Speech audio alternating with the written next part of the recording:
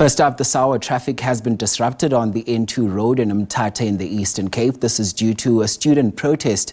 Now, the Walter Sisulu students at Nelson Mandela Drive campus have barricaded the road with burning tyres, preventing access into the campus. It is not clear at this stage what the protest is about. However, it comes after the university's residence manager, Manelisi Mampane, who is facing charges of murder, attempted murder and possession of an unlicensed firearm, was granted a 10,000 rands bail by the Mthatha Magistrates Court. Here's SABC News Reporter Nkululeko Nyembezi, who's watching developments on this front for us this hour. So, Nkululeko, talk to us. What's the impact on traffic of this disruption, and what are the students saying? Thank you so much, Mxolisi. Well, the situation is very bad. We woke up early this morning. This N2 leading to Mthatha CBD, and then it was totally blocked. These students were busy pelting stones. As you can see on the road here, there is a confrontation between students and the police. They are trying to make sure that they disperse them. But I can tell you now that it is quiet here in this side of the town because the road is totally closed. We are told that this actually happened after the magistrate court here in Mthatha granted bail of 10,000 rand to a man who's alleged of murder and attempted murder and possession of illegal firearm. But now these students, they just voiced out their anger and came back blockading the road after that decision of granting this man a bail. But now I'm joined by a man who has been really behind helping out some of the students. You remember that one student was shot and killed by the name of Sisonke Mbolekwa, and then this man has been behind that speaking on behalf of the family, but he is here today because we can't get hold of the student. They are busy protesting, and also there is that confrontation with the police as we speak, as you can hear the gunshots on the other side of this university. Mr. Nkululeko, for sure this is happening, and then yesterday you said this was about to happen after that bail application. Well, everything that is happening now, you should blame it on Magistrate Call.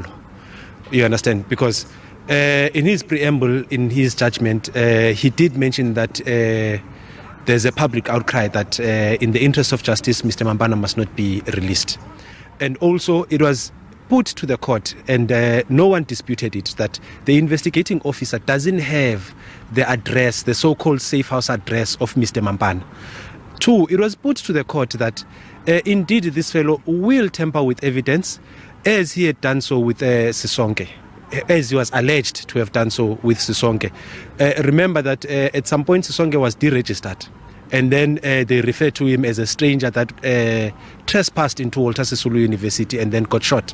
Now, students are outraged with that because they know that they are not safe so long as Mr. Mampane is still outside.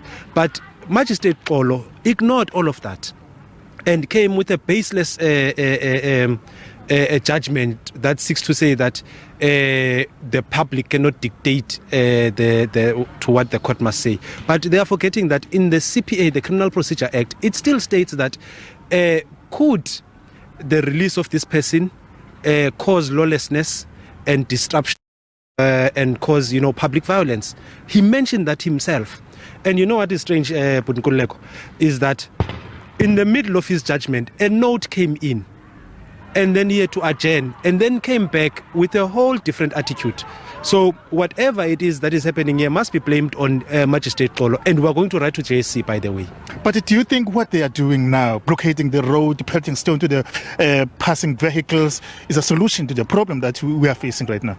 In as much as one cannot support it, but we must understand that in every action, and now this is the reaction to the release of Mr. Mampane. Thank you very much. That was Mr. Nkululeko, really just explaining to us some of the issues that really prompted these students to do what they are doing right now. As you can hear, that there's a lot going on inside the campus, and the police vehicle is there. The police contingents have been deployed to make sure that at least they control the situation. But I can tell you right now, the situation is very tense here. Back to your studio. And Nkululeko, just before I let you go, from what we're gathering right now, this is, of course, the same campus where the RES manager got arrested some time ago. Is that correct? And also, what are some of the students there on the ground saying? Did you manage to maybe gather a sense of what their actual issues are? Well, I spoke to one of the students who was outside the campus. He happened to be a white student. He's saying that they are really behind in terms of the schedule in the university. They are left behind, and they wanted the government to resolve the impasse between the university and the students. And they are saying that some of them that we spoke to, they are saying that it cannot be right that some of the students that were shot and injured, they are still inside the campus, and then the manager has been granted bail to come back and to be around with the students. They're saying that they are not safe, and they want justice for Sisonke. They want justice for all the students that were injured.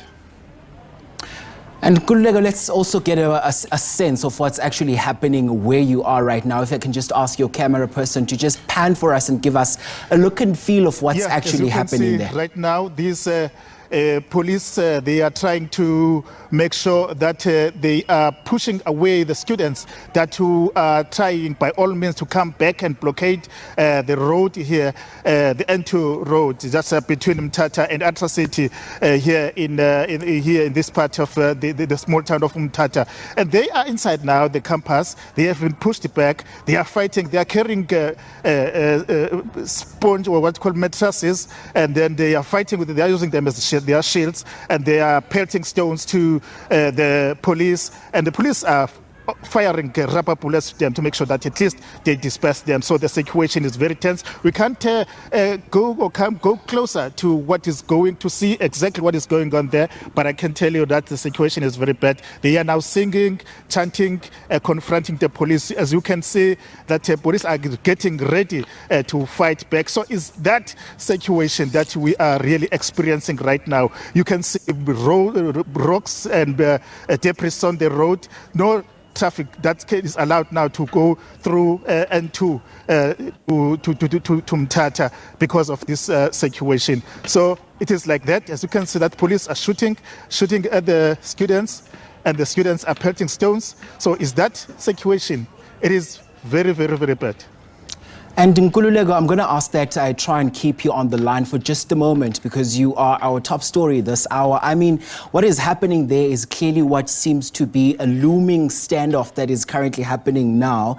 Maybe just bring us up to speed, or maybe just give us a bit of a background as to where all of this started. Well, you will remember, Mkolisi, that I think 3 weeks ago, or a month ago, a student was shot and killed by the name of Sisonke Mbolekwa, and then other students were injured. And then after that, the manager of the hospital of this university, WSU University, was arrested. And then after he was arrested, then he was kept inside in custody. After that, he was granted yesterday.